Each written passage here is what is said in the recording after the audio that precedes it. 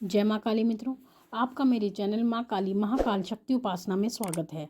मित्रों, अगर आप मेरे चैनल पर नए हैं तो मेरे चैनल को सब्सक्राइब कीजिए, लाइक कीजिए, शेयर कीजिए, साथ ही नोटिफिकेशन बेल को भी प्रेस कीजिए जिससे मेरी आने वाली वीडियोस का नोटिफिकेशन आपको तुरंत मिल जाए। मित्रों, आज का जो विषय है वो विषय ये है कि कुछ ऐसे संकेत हैं जो हमें बताते हैं कि हमारे घर में नकारात्मक ऊर्जा है। और बहुत ही छोटे छोटे संकेत हमें मिलते हैं जिनके माध्यम से हम पता कर सकते हैं कि हमारे घर में प्रेतों का वास है, नकारात्मक ऊर्जा का वास है। देखिए, अगर आप अपने घर में चल रहे हैं या चलते फिरते हैं या सड़क पर चलते फिरते हैं और ऐसे में आपको बार बार ठोकर लगती है, यानी आपका पैर कभी किसी चीज़ से टकरा जाता है, कभी किसी चीज़ से टकरा जाता है, आपको ठोकर लगती है, बार बार ठोकर लगती रहती है, तो इसका अर्थ यह है कि आपके घर में नेगेटिव एनर्जी है, नकारात्मक ऊर्जा है। अगर पढ़ाई करते समय बार बार आपका पेन गिरता है, बार बार आपकी किताब गिरती है, तो इसका भी यही अर्थ है कि आपके घर में नकारात्मक ऊर्जा का वास है। भोजन परोसते समय रोटी बार बार आपके हाथ से छूट के गिर जाती है, या फिर बर्तन बार बार गिरता है, या जेब से पैसे बार बार गिर जाते हैं, या कभी कभी पर्स आपका बार बार गिरता है, जैसे निकालते हैं हाथ से छूट जाता है, या पर्स आपका चोरी हो जाता है। तो ऐसी परिस्थिति में भी ये इस ओर संकेत करता है कि आपके घर में नकारात्मक ऊर्जा का वास है। जब आप पूजा कर रहे होते हैं, पूजा करते समय अगर आपकी जप माला आपके हाथ से छूटती है या माला जाप करते समय टूट जाती है, लोग क्या कहते हैं, माता जी हमारी माला टूट गई, हम जाप कर रहे थे तब हमारी माला टूट गई, या हमारा मोती निकल गया। तो इसका अर्थ ये होता है कि आपके घर में नकारात्मक ऊर्जा है जो आपकी पूजा में अड़चन डालती है, आपको पूजा करने नहीं देती है, क्योंकि पूजा करने से उनका प्रभाव कम होता है, उनकी शक्तियाँ कम होती हैं। तो ये जो शक्तियाँ होती हैं आपकी पूजा में अड़चन डालती हैं, बाधाएं डालती हैं, जिस कारण से आप पूजा ना कर पाएँ। अगर आप भोजन कर रहे हैं और भोजन करते समय आपकी रोटी में बार बार बाल निकलता है, आपके निवाले में बाल आ जाता है, तो इसका अर्थ ये है कि आपके घर में नकारात्मक ऊर्जा का वास है।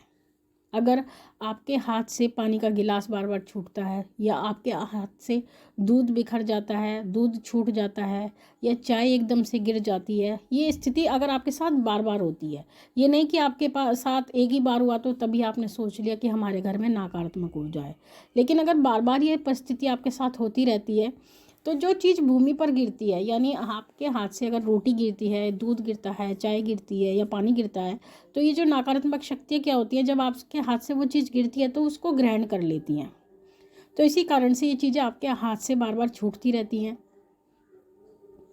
अगर आप मंगलसूत्र पहनते हैं, मंगलसूत्र अगर आपका बार बार टूट जाता है या आपका मंगलसूत्र खो जाता है, तो भी घर में नकारात्मक ऊर्जा का वास होता है।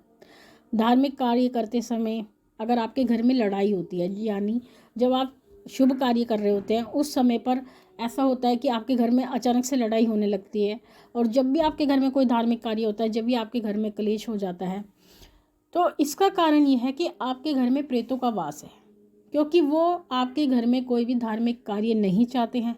अगर आपके घर में कोई धार्मिक कार्य होगा, कोई हवन आदि होगा, तो इससे उनकी शक्तियाँ कमज़ोर पड़ जाएंगी, उनका प्रभाव कम होने लगता है। तो ऐसी परिस्थिति में वो आपके घर में कलेश खड़ा कर देते हैं, जिससे कि वो कार्य रुक जाए।